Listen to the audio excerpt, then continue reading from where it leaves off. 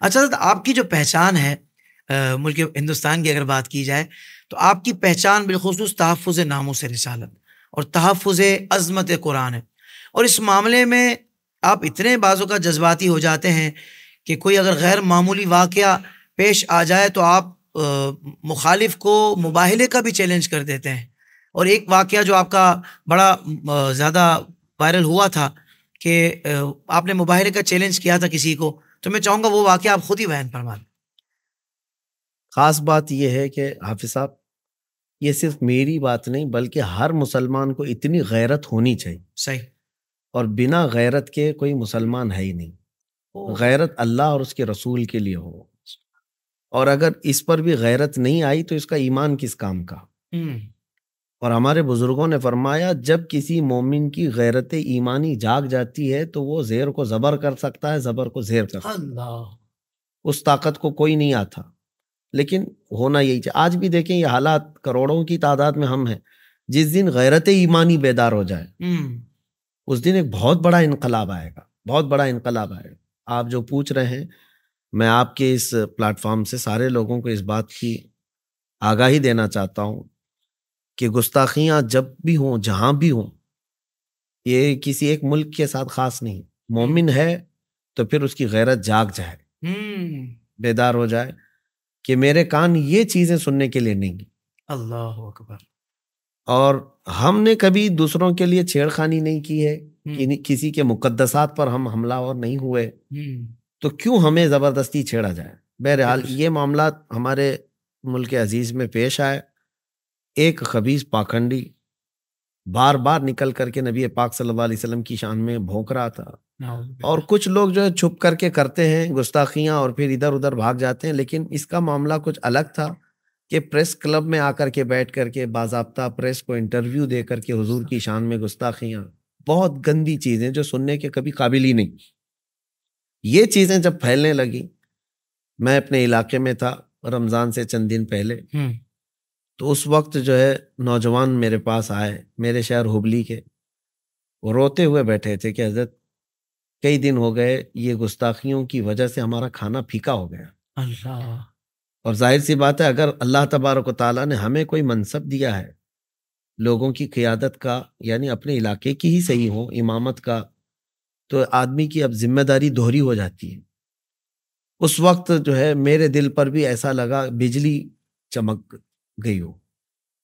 واقعی ان گستاخیوں کے بعد نیند بھی ختم ہو گئی تھی، رات بھر یہی سوچتے تھے.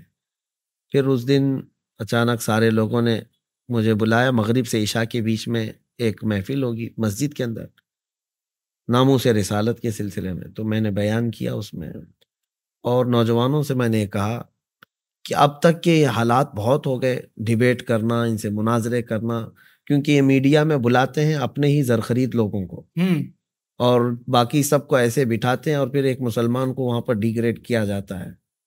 اور یہ دوسروں میں یہ ایک امیج چھوڑی جاتی ہے کہ یہ لوگ بڑے کمزور لوگ ہیں، ان کے ہاں دین کی نالج نہیں ہے، اور نہ ہی یہ ہمارے سوالوں کا جواب دے سکتے ہیں.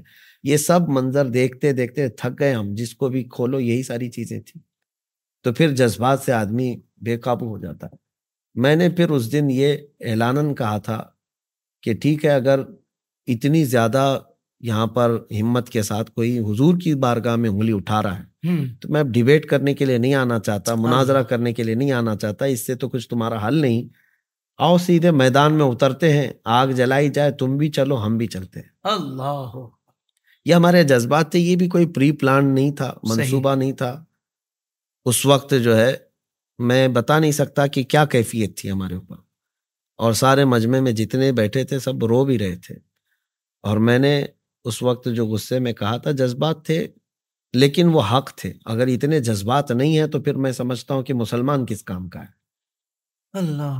اب یہ بات پہنچ گئی، اور اس خبیث کافر کی طرف سے پھر جواب بھی آیا. یہ سلسلہ چلتا رہا ہندوستان میں، اور پھر اس نے یہ ہم کو چیلنج کیا کہ میں دلی آ رہا ہوں.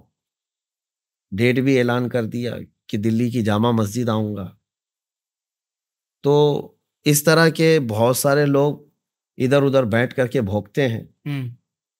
تو میں نے وہ ڈیٹ بھی نوٹ کیا، اور اس کے بعد پورا سوشل میڈیا پر میں نے ڈال بھی دیا کہ میں اس تاریخ کو پہنچ رہا ہوں، ایسا نہیں کہ چھپ کر کے جائیں گے.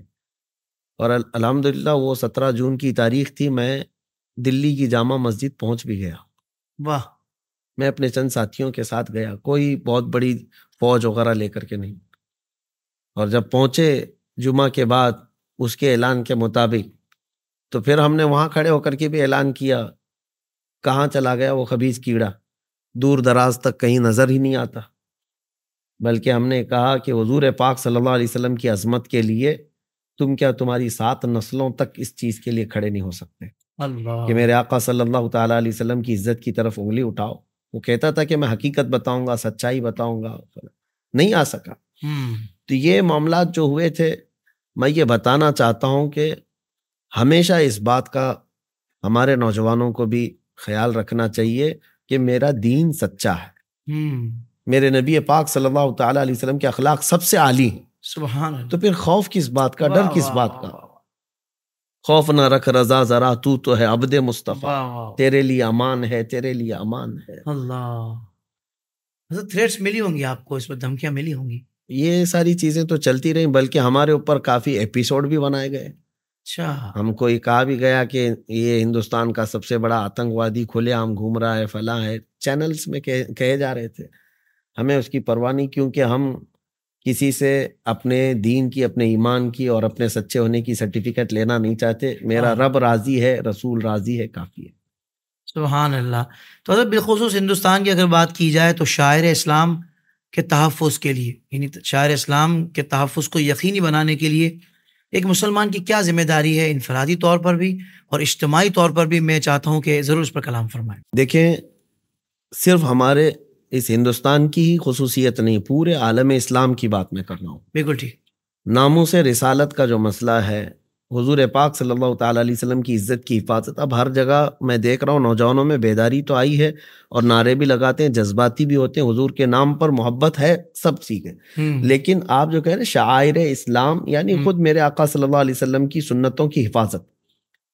اب میں ہر جگہ کی بات یہ کہنا چاہتا ہوں، صرف ہندوستان کی نہیں. صحیح. حفاظت جب تک نوجوان عملی میدان میں خود نہیں آنا چاہے گا، کیسے حفاظت ہوگی؟ تم کسی جلسے میں بیٹھ کر کے نعرے لگا کر کے یہ کہو کہ جو جان مانگے تو جان دے دیں، جو مال مانگو تو مال دے دیں. یہ سب چیزیں تمہاری قربانیاں ٹھیک ہیں، تمہارے جذبات ٹھیک ہیں، لیکن حفاظت جو ہے شاعر اسلام کی تمہارے عمل سے ہوگی. سبحان اللہ. سبحان اللہ. مسجدیں جو ہے صرف اذان دینے سے محفوظ نہیں ہیں، بلکہ اس میں نماز بھی پڑھی جانی چاہیے. پریکٹیکل ہونا پڑے گا. پریکٹیکل ہونا پڑے گا. آپ حضور کی عزت کی بات کرتے ہیں، نوجوانوں سے میں کہتا ہوں پھر حضور کے اخلاق کیوں نہیں اپنا لیتے؟ اللہ. حضور کی سنتوں پر کیوں نہیں آتے؟ کیا خوبصورت بات ہے، کیا خوبصورت بات. حضور پاک صلی اللہ تعالیٰ علیہ وسلم کی بارگاہ میں آپ کا عقیدہ بھی یہ ہے کہ حضور کا چہرہ سب سے حسین و جمیل ہے. سبحان اللہ. تو جب حضور کو سب سے زیادہ حسین و جمیل مانتے ہو آپ، تو حضور پاک صلی اللہ تعالی وسلم کی سنت مبارکہ کو کیوں نکال دیتے ہو؟ اللہ اکبر. سب سے حسین چہرہ وہ ہے. یعنی مخالف حضرت یہ دیکھ رہے ہیں کہ سامنے کی طرف صرف دعوے ہیں، عمل نظر نہیں آتا. یہی وجہ ہے، ہماری کمزوری یہی ہے. اور پھر ہمارے درمیان یہ باضابطہ پلاننگ کے ساتھ کیا گیا ہے، برسوں اس پر محنت کی ہے مخالفین اسلام نے کہ اسلامی نوجوانوں کو توڑنے کے لیے ان کو عیاشیاں دے دی جائیں. ہم دیکھ رہے ہیں عرب ملکوں میں تو ایسا ہو چکا ہے. ان کے حالات دیکھ کر کے بڑا افسوس بھی ہوتا ہے کہ ان کے یہاں پورا اتنا ماڈرنزم ہے کہ یہ پورے کے پورے امریکہ کے پیچھے، یو کے ان کلچر کو اپنانے میں فخر محسوس کرتے ہیں، جبکہ ہمارے لیے عزت رسول پاک صلی اللہ علیہ وسلم کے قدموں میں ہے. سبحان اللہ. سبحان اللہ. چاہے حضور پاک صلی اللہ تعالیٰ علیہ وسلم کے غلام کسی بھی زمانے میں ہوں، چاہے ترقی جتنی بھی ہو جائے، ہماری عزت حضور کے قدموں میں ہے. سبحان اللہ. سبحان اللہ. یہی ہمارے اسلاف نے، ہمارے اکابرین نے ہم کو تعلیم بھی دی ہے. صحابہ بھی اسی بات میں عزت ڈھونڈتے تھے.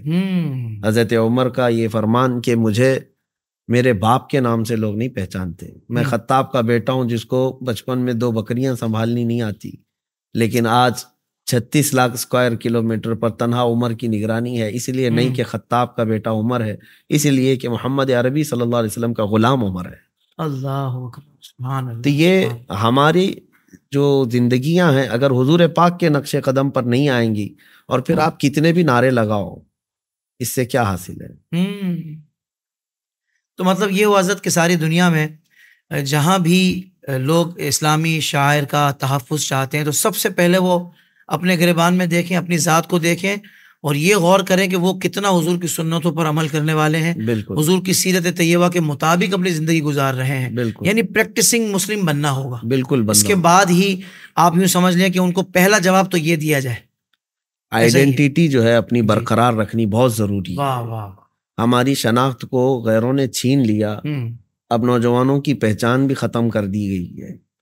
اپنی آئیڈینٹی برقرار رکھو حضور پاک صلی اللہ تعالیٰ علیہ وسلم کی سنتوں کے ساتھ، یہ ایک بہت بڑے ناموس رسالت کی حفاظت کا کردار ہوگا، سبحان اللہ، اور شاعر اسلام اس سے محفوظ ہوں گے۔ سوشل میڈیا پر اسلام کی صحیح تعلیمات جاننے کے لیے ابھی حافظ سائر قادری کا نیا YouTube channel Islamic digital studio subscribe کر لیں، اور ہاں، نوٹیفیکیشن بیل آئیکن کو بھی پریس کر لیں تاکہ ہماری نئی ویڈیوز آپ تک بر وقت پہنچ سکیں۔